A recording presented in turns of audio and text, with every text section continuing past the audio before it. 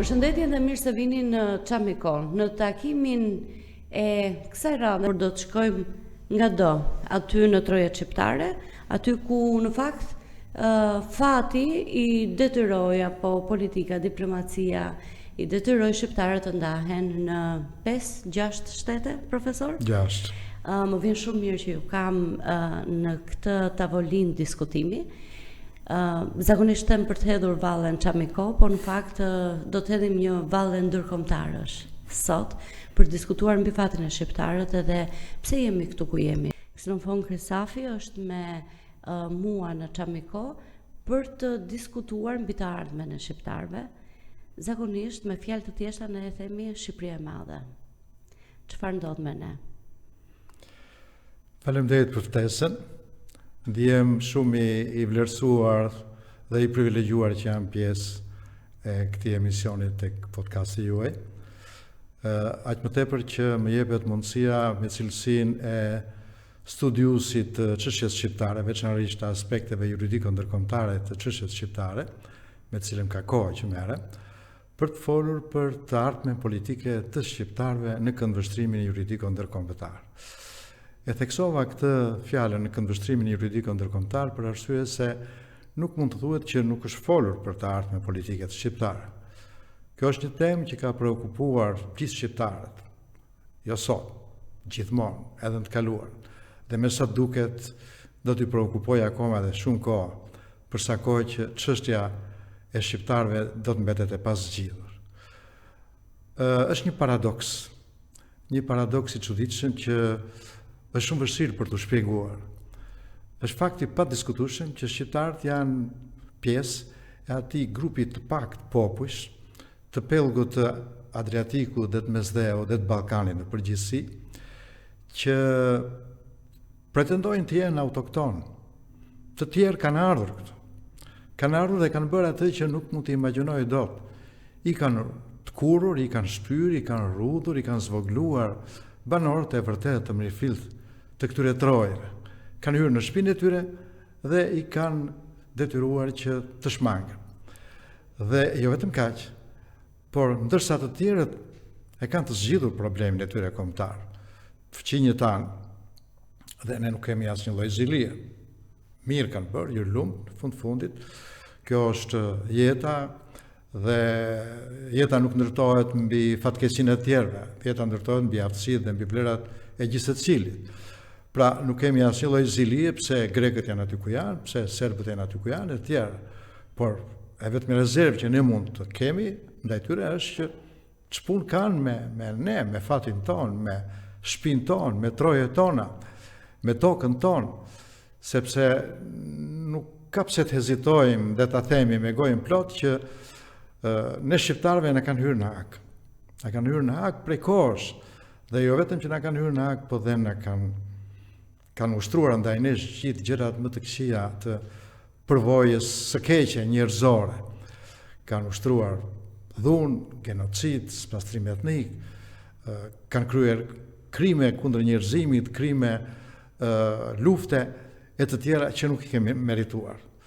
Sepse nëse në këtë gadishull që një herë në kohë ka pas emrin e shqiptarëve, ka një popull që si ka rënë kurrë në qafë, askujt, edhe pse ka qenë gjithmonë i goditur, i anatemuar, i sulmuar, i pushtuar, ka qenë pre e politikave ekspansioniste të tjerëve, ky popull janë shqiptarët. Çfarë ka ndodhur? I kemi bërë gjërat gabim, nuk kemi ditur si t'i kërkojmë në mënyrë diplomatike dhe juridike, siç thoni ju, apo është më vështirë se ka, që jemi të pafuqishëm për t'i kërkuar disa gjëra? Kjo është një pyetje shumë interesante, shumë e bukur, po dhe shumë e vështirë për të marrë përgjigjen që duhet marrë. Dhe unë do të doja ta vendosja përgjigjen e kësaj në atë sfondin e përgjithshëm se ku janë shqiptarët, ku ndodhen gjeografikisht dhe politikisht. Duket se një gjë që s'ka kuptim dhe s'ka vlerë, se s'ka njeri që nuk e di që shqiptarët janë në Ballkan, që shqiptarët janë lagë nga ulat e Adriatikut dhe të Jonit, që shqiptarët janë pjesë e Europës, por për fat keq shqiptarët janë trajtuar nga Europa dhe nga një pjesë e europianëve, jo si europianë, jo si të tillë. I kanë lënë mënjar, hera-herës dhe i kanë paragjykuar, hera-herës dhe i kanë luftuar dhe sulmuar, dhe i kanë bërë të vuaj. Dhe shqiptarët nuk e kanë merituar asnjëherë këtë lloj trajtimi. Dhe përgjigjja është shumë e thjeshtë. Pse? Sepse prap të thosha, nëse ka një popull që ka kontribuar për paqen, për qytetërimin, për zhvillimin, për progresin e këtij rajoni, dhe në përgjithësi e pellgut mesdhetar, ata janë shqiptarët. Kanë qenë gjithmonë në krah të popujve të tjerë, i kanë trajtuar si vëllezër, i kanë trajtuar si miq, i kanë ndihmuar, kanë luftuar për ta, kanë derdhur gjak dhe kanë kontribuar që ata të arrijnë ato suksese që kanë arritur. Mjafton të përmendim faktin që shqiptarët kanë qenë një pjesë substanciale që formoi grupin e atyre që luftuan dhe i sollën pavarësinë Greqisë. Dhe kjo na bën të ndihemi krenar. Kjo nuk na bën të ndihemi xhelos, sepse ky popull është karakterizuar nga ndjenja dhe nga ndjenja emancipimi, qytetarie dhe nga një fisnikëri e admirueshme. Kur nuk ka pas zili të tjerë. Dhe kur nuk është penduar pse ka kontribuar për njërin apo për tjetrin. Përkundërësisht ndjer pjesë e tyre, pjesë e arritjeve të tyre, pjesë e fitoreve të tyre, dhe është përpjekur që ta çojmë më tej këtë fitore, këtë rezultat, këtë arritje që kanë pasur fqinjet. Si ka mundësi, nuk i ka parë Europa apo bota fuqitë e mëdha këto cilësi tona, ka kapitull pafund të historisë, si historitë e shpëtimit e hebrejve, mosdorëzimit të tyre, pra kapitull të tërë historish që tregojnë se shqiptarët janë pikërisht kështu si thoni ju. Nuk i ka parë apo nuk ka dashur ti shoh Europa? Në Europë, tek politikanët, tek njerëzit e thjeshtë, por edhe tek studiuesit, vjen re dy qëndrime të ndryshme.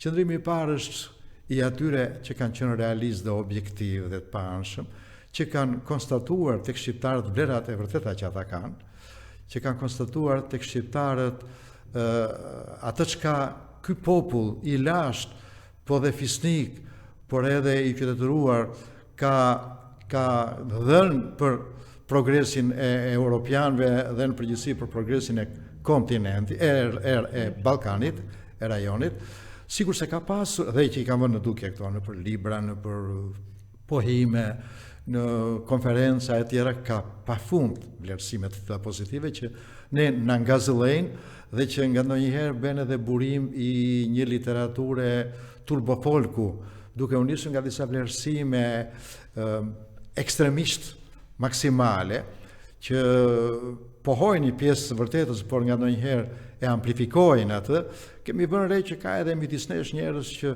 nuk hezitojnë të thonë që Shqipëria e kërtizë e botës, shqiptarët, njerëzit më të shquar, ata që formuan botën, gjuha shqipe, ajo që shpjegon gjithë gjuhët e botës e tjera. Këto janë mendje madhësira, fodullëk, që nuk dëshmojnë vlerat që ne kemi si shqiptarë, vlerat e qytetërimit dhe të kulturës shqiptare. Por e thash të për të treguar që ka jashtëzakonisht shumë pohime të tilla që thonë të vërtetën.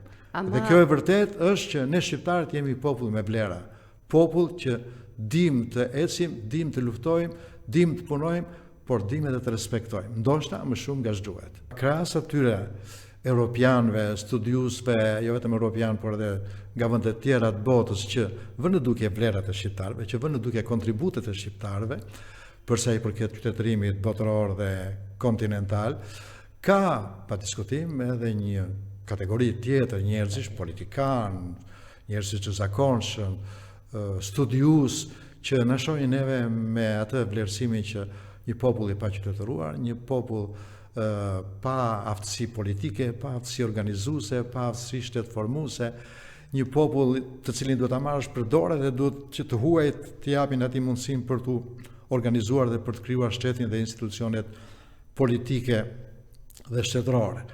Natyrisht këto janë qëndrime ekstreme, qëndrime që nuk i afrohen të vërtetës, qëndrime që hiperbolizojnë disa shfaqje sporadike të ndodhra të individ saktuar që ndodhin në çdo vend, në çdo popull, siç ka njerëz me vlera, njerëz me kontribute, njerëz të mirë, njerëz të mençur, ka edhe skarcitete.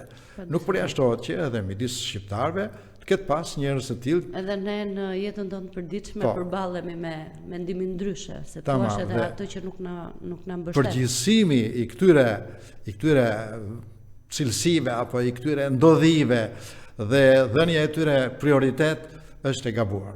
Gjua e përdorur gabimisht atëherë mbetet në këndvështrimin tim, politika dhe diplomacia, nuk kemi ditur ta bëjmë atë? Se nëse ne me veprime dhe si thua me sjelljen tonë kemi arritur të tregojmë që jemi kështu Europës, duket sikur gjua e përdorur gabim mbetet vetëm diplomacia dhe politika. Siç thash, nuk është e lehtë, është shumë e vështirë. Është shumë e vështirë. Ndoshta kemi gabuar dhe ne, shqiptarët, në këto qëndrime që janë mbajtur përgjithsisht nga ne, sepse për fat keq ne mbetëm populli i fundit, gati i vetmi në Ballkan, që dolëm nga perandoria osmane dhe që krijuam shtetin tonë pavar.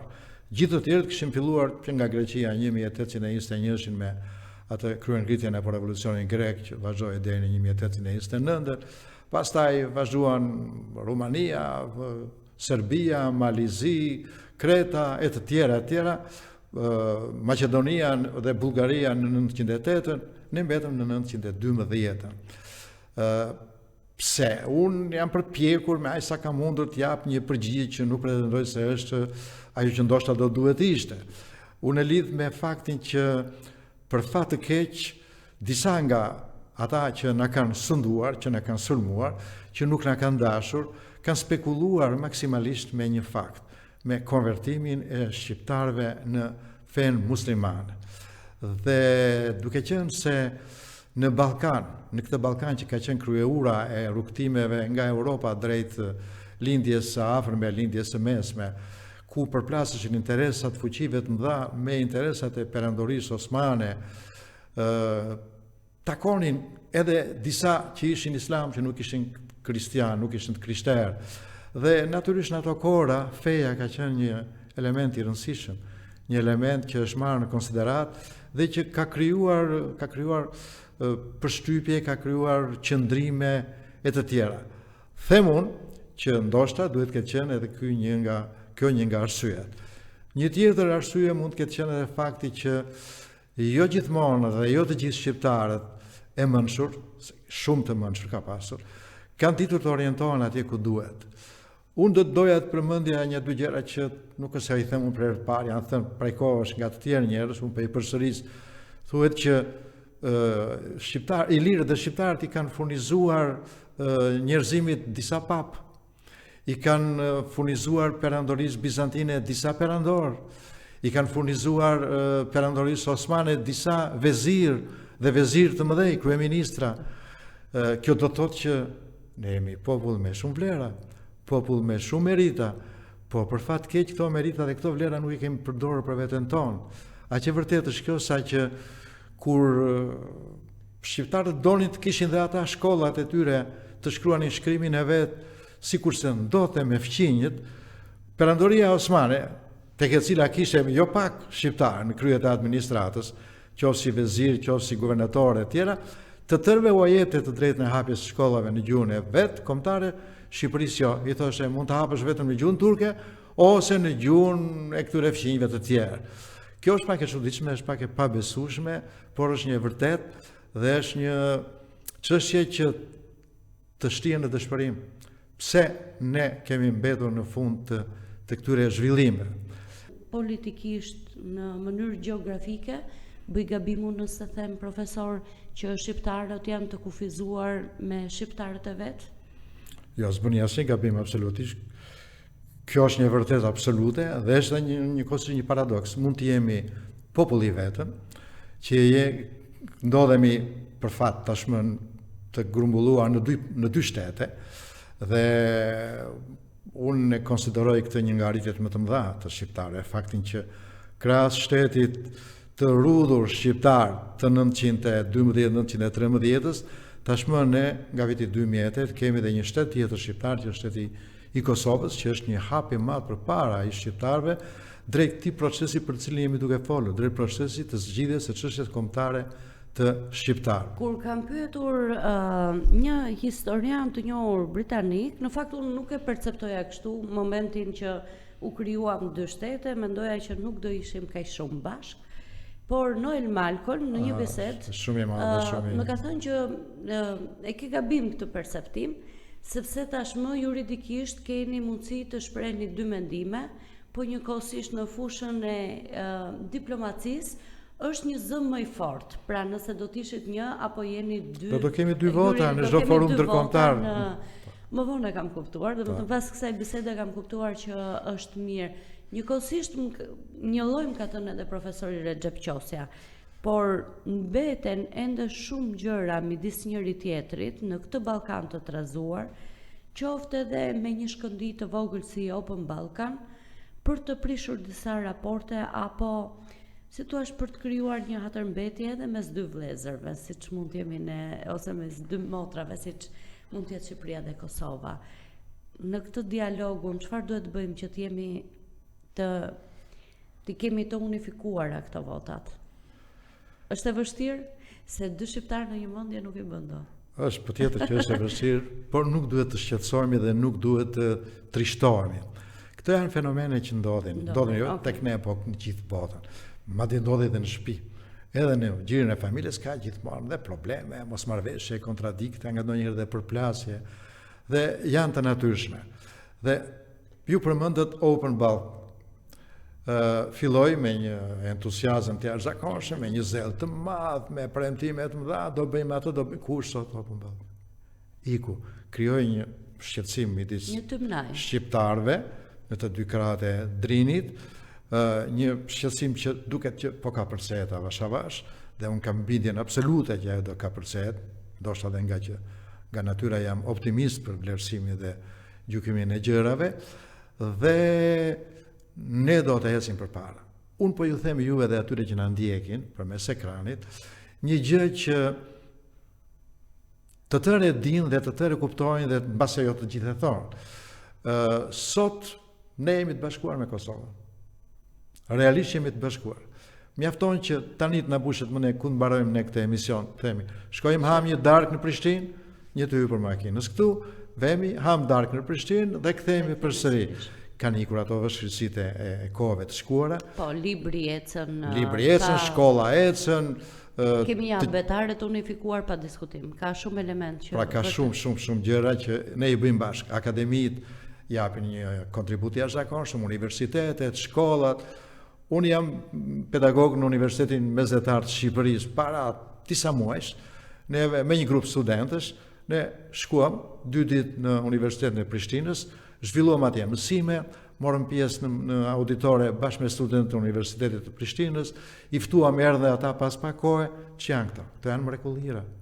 Këto janë gjëra që i shërbejnë pikërisht asaj që ne themi që nuk ka arsye pse mos ta themi me zë të lartë. Ne shqiptarët jemi një popull. Dhe duke qenë një popull kemi një histori, kemi një gjuhë, kemi një konstitucion shpirtëror, etnik e të tjera. Dhe s'ka arsye pse ne të mos bashkohemi një ditë. Jo në kuptimin e prishjes së këtyre realiteteve politike e kombëtare që janë sot. Nuk pretendojnë të prishim shtetin e Malizit, të Serbisë, të Greqisë, absolutisht.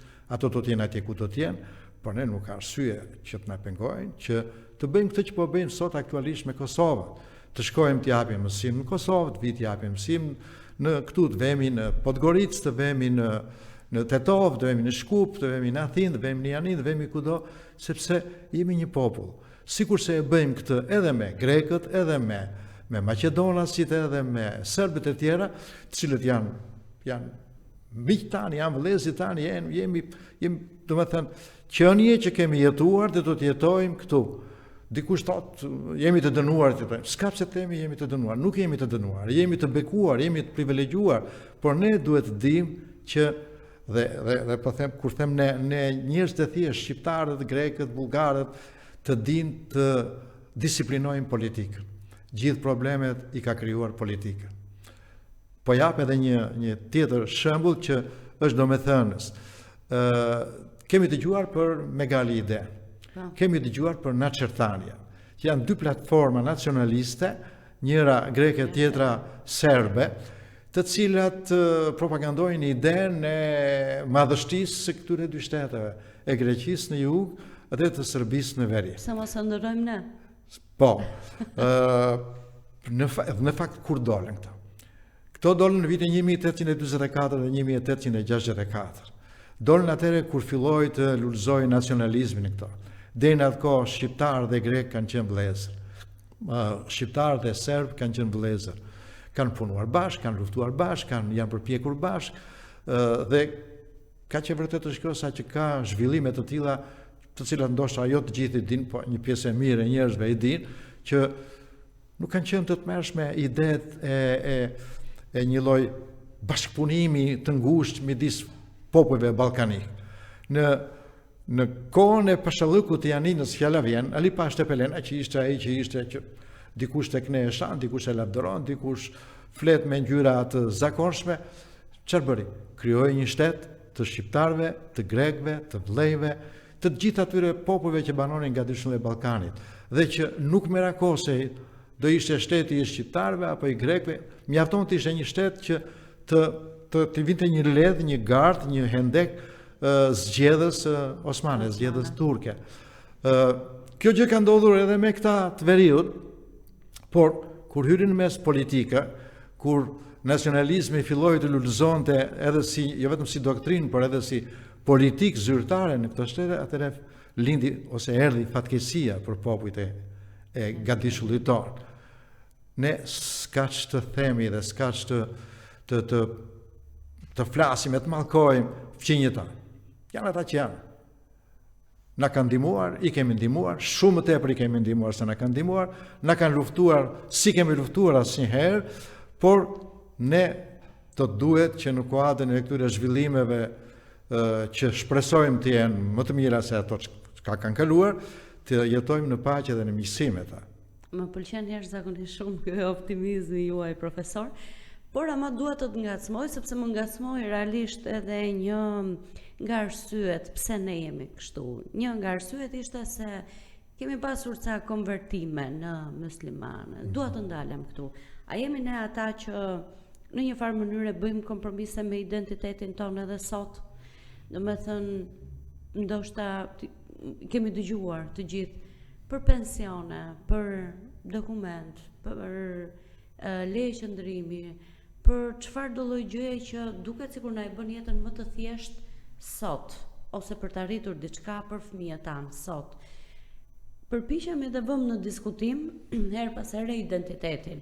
Jemi ne sot dhe çfarë duhet bëjmë neve për të mos arritur në këto grama, për të mos na blerë të tjerët, pra, këtë dua të them. A jemi ne ata sot? Siç e shef, unë jam një burr me thinja.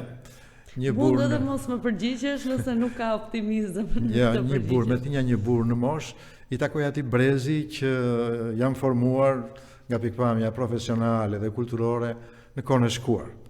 Dhe në atë kohë ne kemi bërë edhe filozofinë marksiste. Dhe më kujtohen dy nga themeluesit e kësaj filozofie, Karl Marxi dhe Friedrich Engelsi.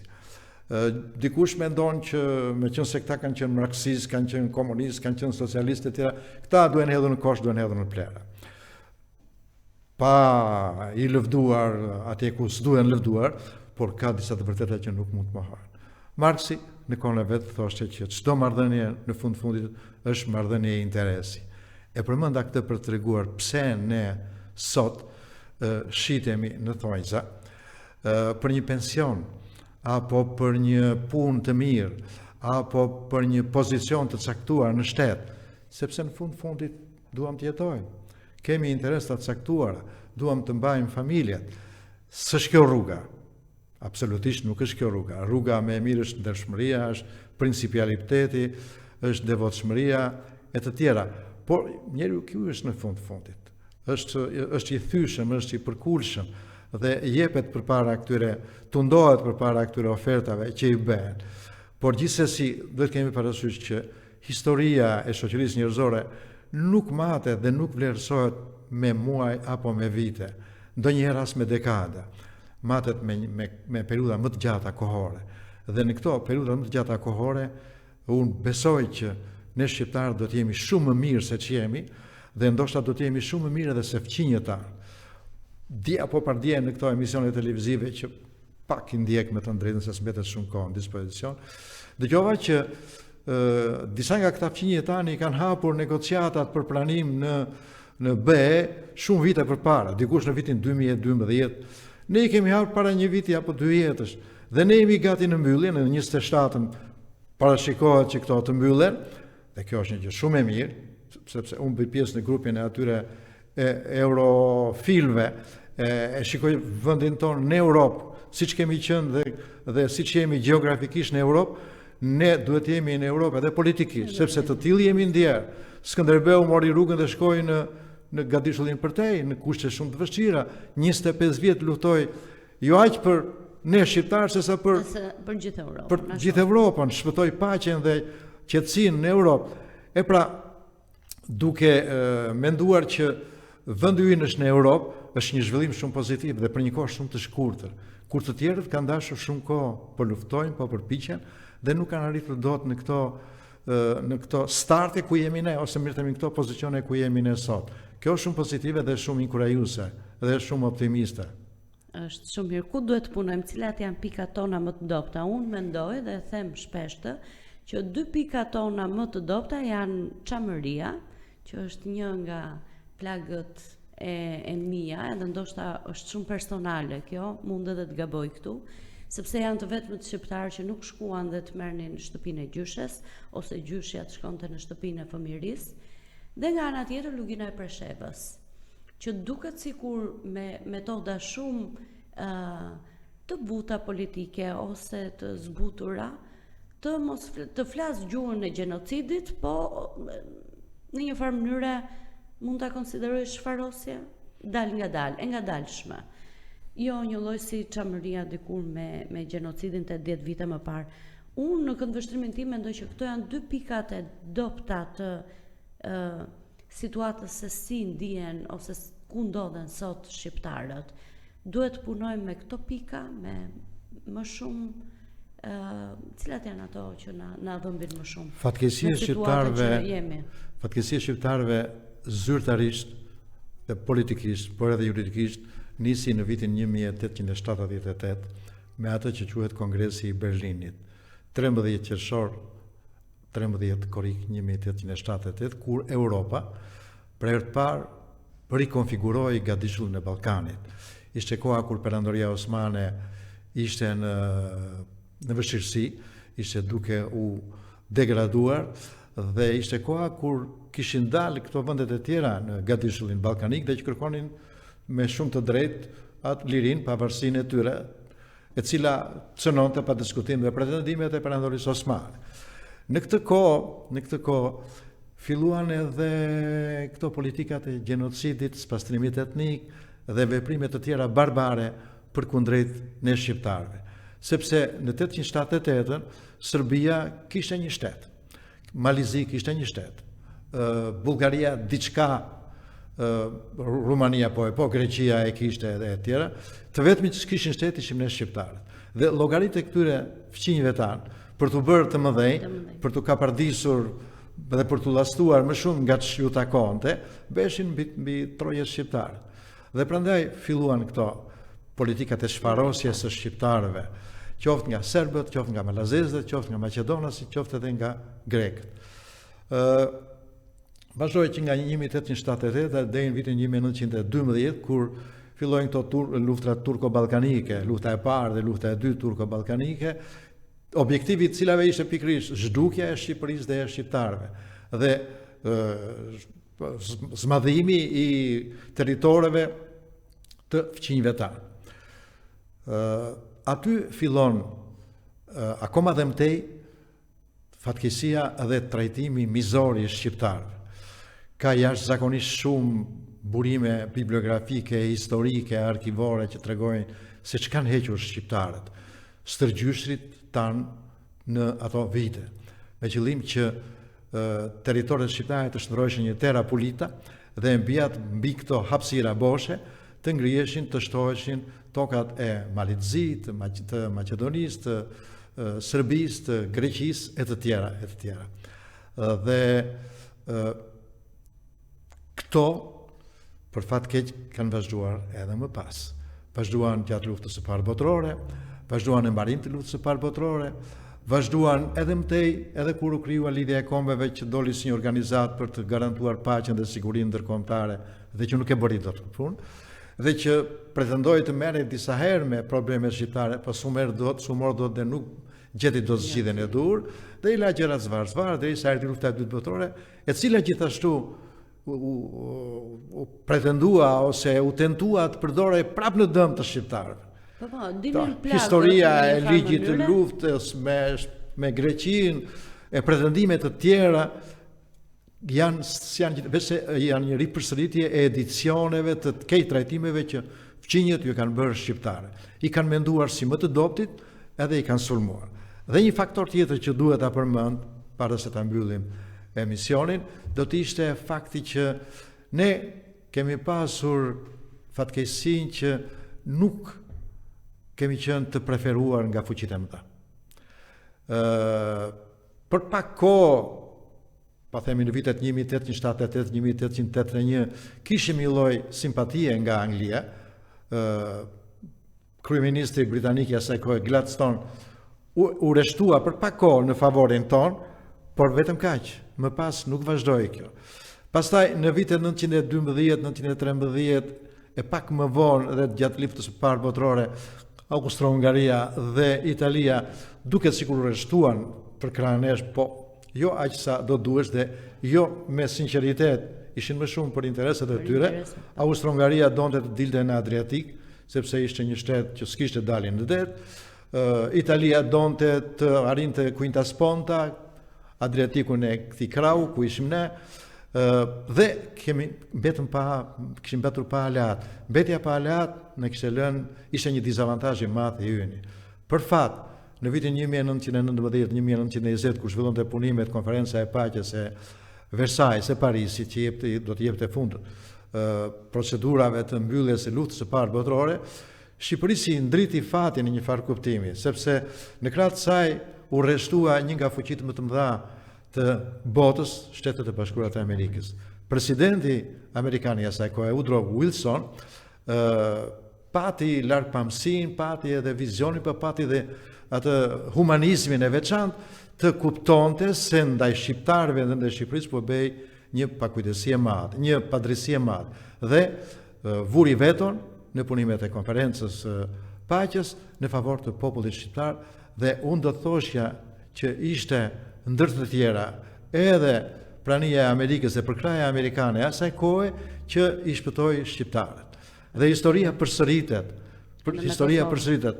Pas vitit 1999, pas luftës së Kosovës, është përsëri Amerika ajo që ju ndodh në krah shqiptarëve, që i shpëtoi nga masakrat, nga barbarizmat, nga ekspansioni, nga gjithçka e keqe që serbët donin të bënin kundër shqiptarëve të Kosovës, për ta pas Kosovën siç e kanë pas përpara, edhe që për fat të keq, edhe sot kanë Beograd disa individ, disa njerëz që s'dua përmend as emrin, që duan ta rikthejnë përsëri Kosovën atij ku e kishin.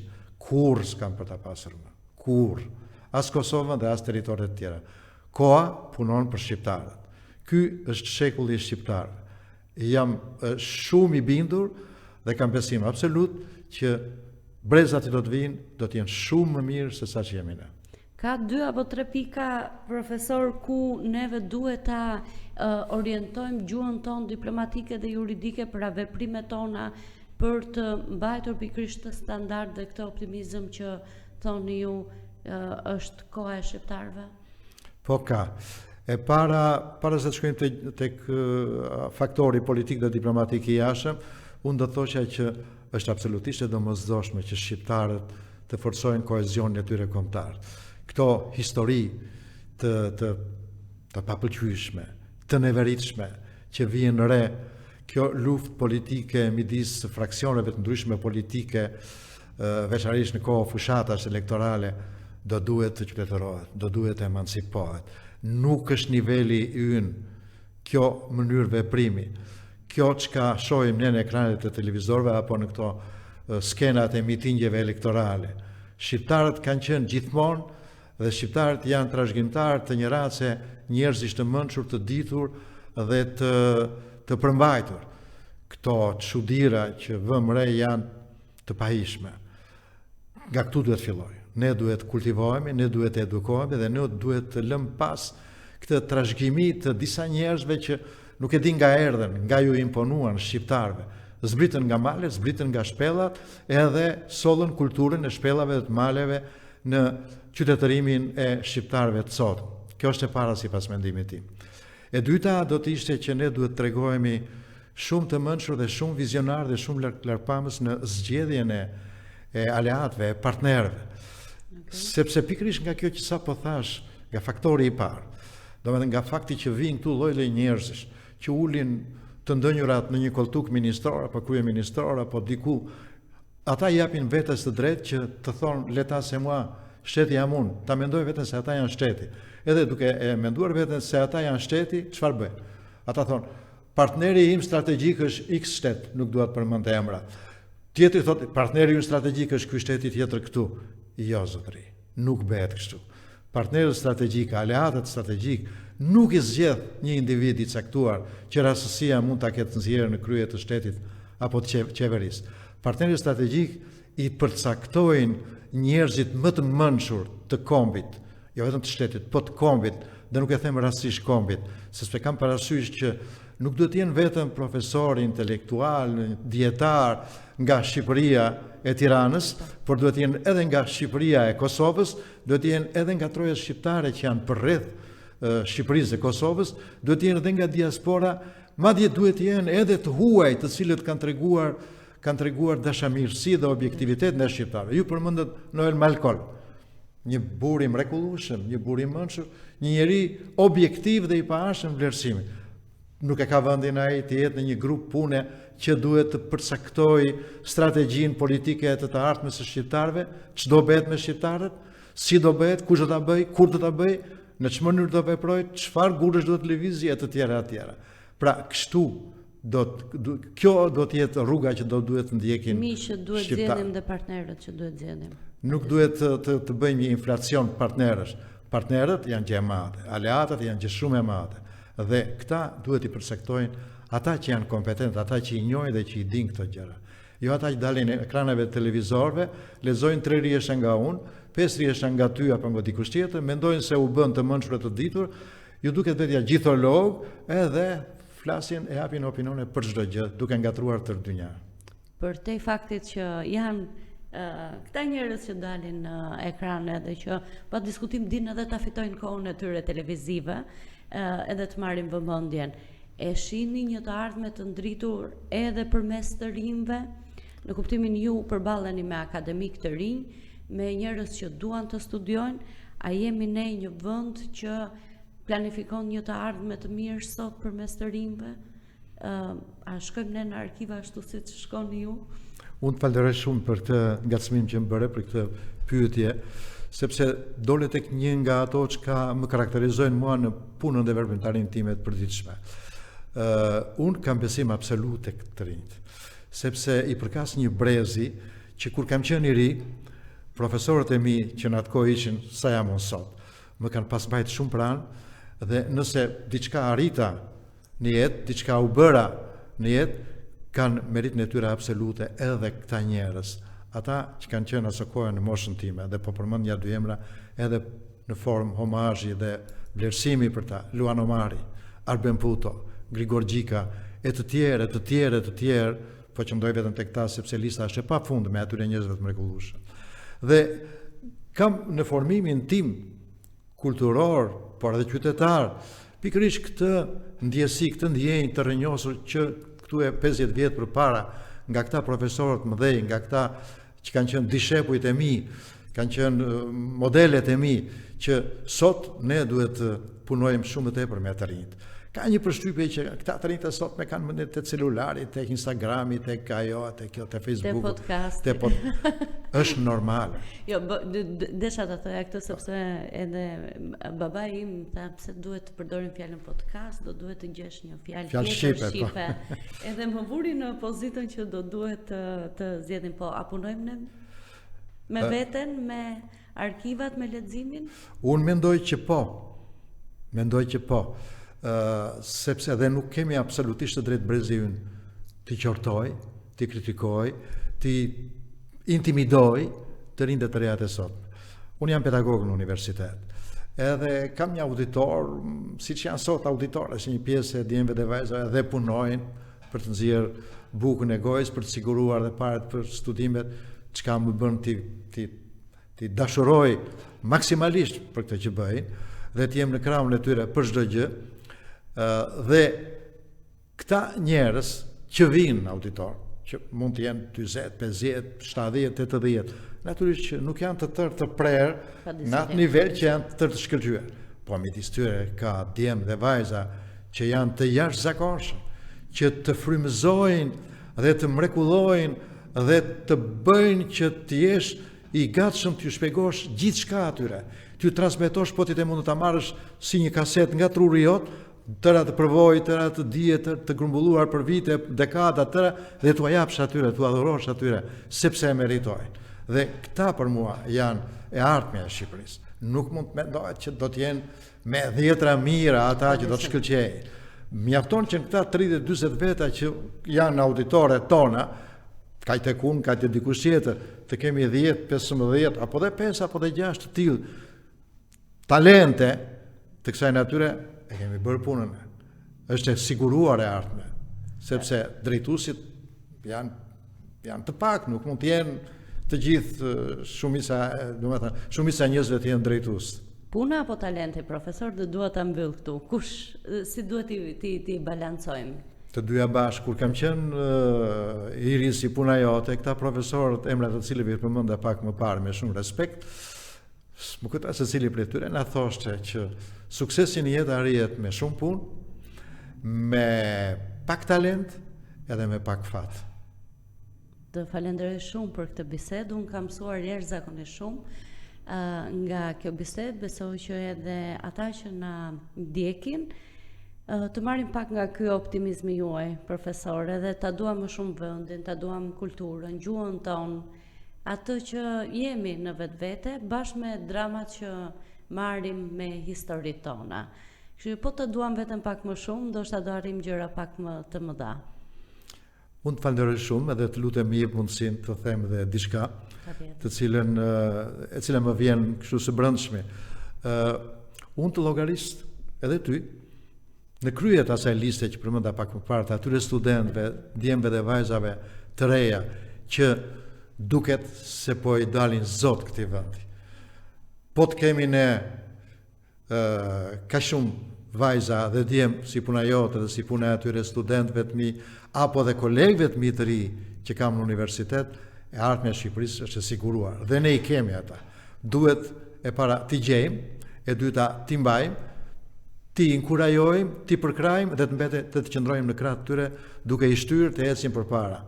Ju nuk duhet qëndroni aty ku jemi ne. Ju duhet ikni si ajo raketa kozmike që del nga shtrati i lëshimit të saj për të ndryshuar të ardhmen e këtij vendi. Faleminderit. Ja, do më mjaftonte vetëm kjo bisedë. Ju falenderoj jashtëzakonisht shumë. Jam pa fjalë tani unë. Kështu që edhe shikuesit i ofroj dhe i ftoj të na ndjekin edhe në takimet e radhës. Faleminderit.